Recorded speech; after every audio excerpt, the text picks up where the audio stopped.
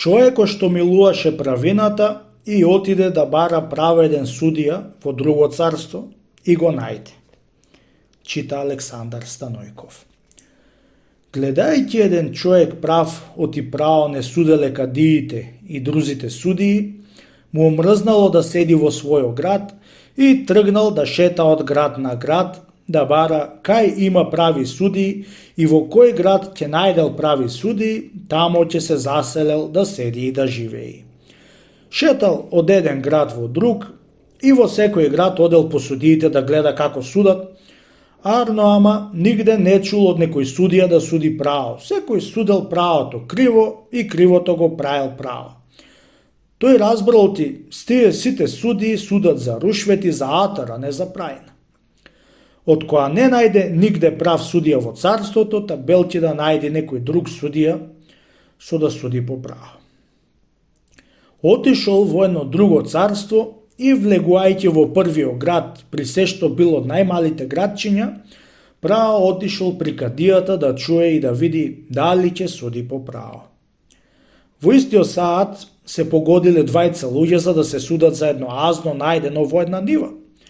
Едниот му ја продал нивата на другиот за една сума пари и другиот, копајќи ја и штремејќи ја, нашол еден казан пари и го викнал продавачот да му го дава казано со пари, чунки тој само нивата ја купила, не и казано со пари. А пак другиот нивата му ја продал сосема што да имало во нивата.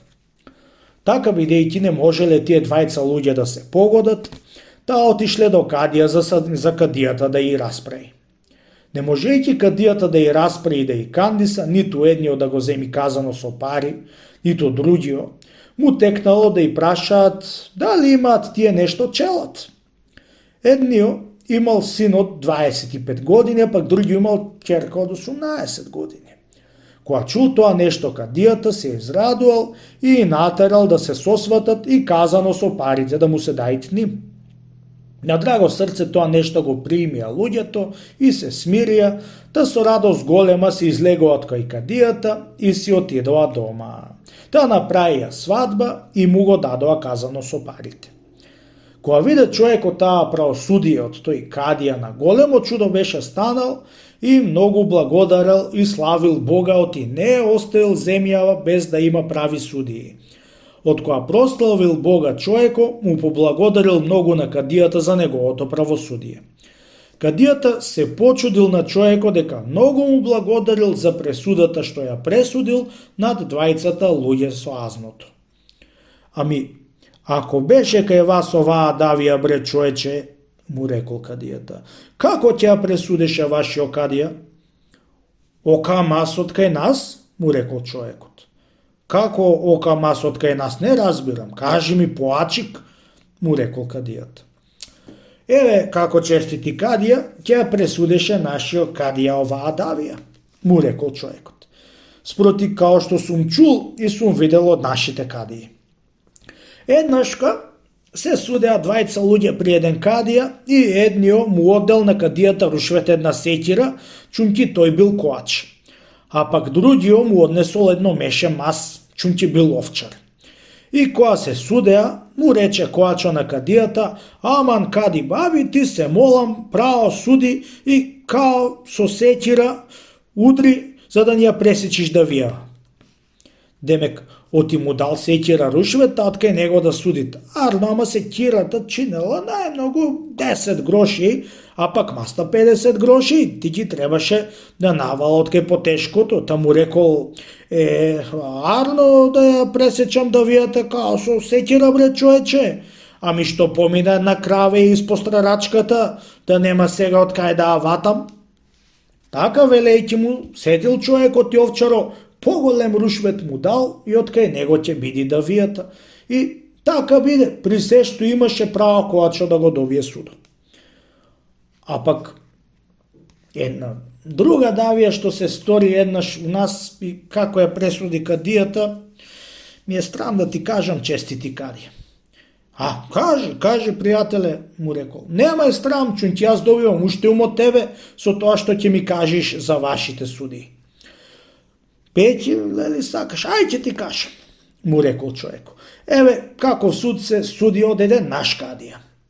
Некој татко имал тројца синови и не ќеле да го гледаат, тај тој намислил еден маривет и закопал еден ќуп ѓоа со лири, а пак ќупо бил полн со лајна, да ми простиш.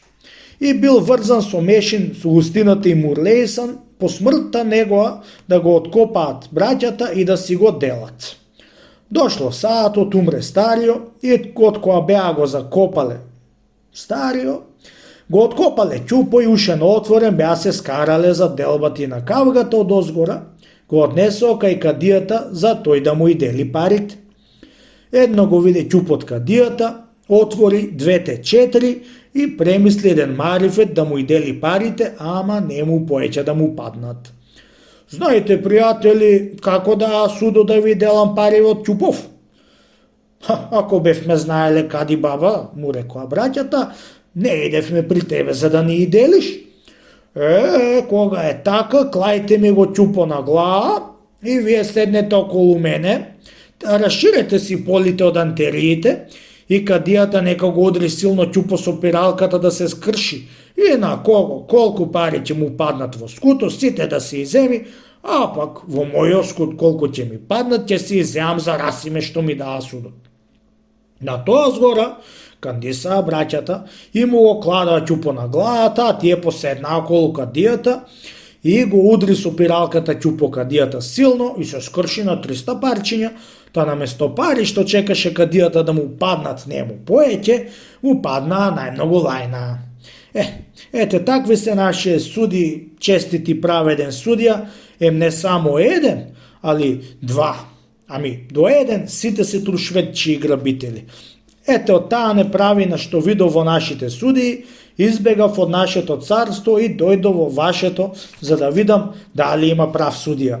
Благодарение на вас, честити и праведен судија, што ти видов правосудието и нема да одам по друзите градови и по друзи царства да барам прави судии, чунќи ве видов вас и се благодарив.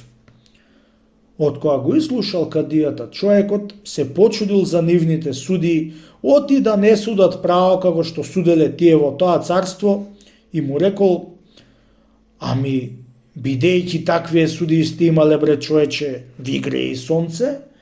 Греje како не греи, му рекол човекот. Ами врни дош, му рекол судијата.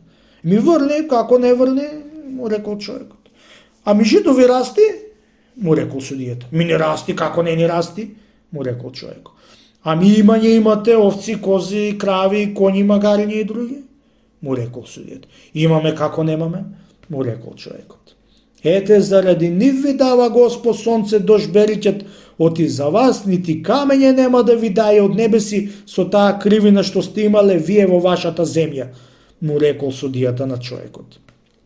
Кога е чул тие збори човекот од кадијата, се почудил и поверувал на неговите збори и си отишол многу благодарен, та се заселил во тоа царство да си живеит.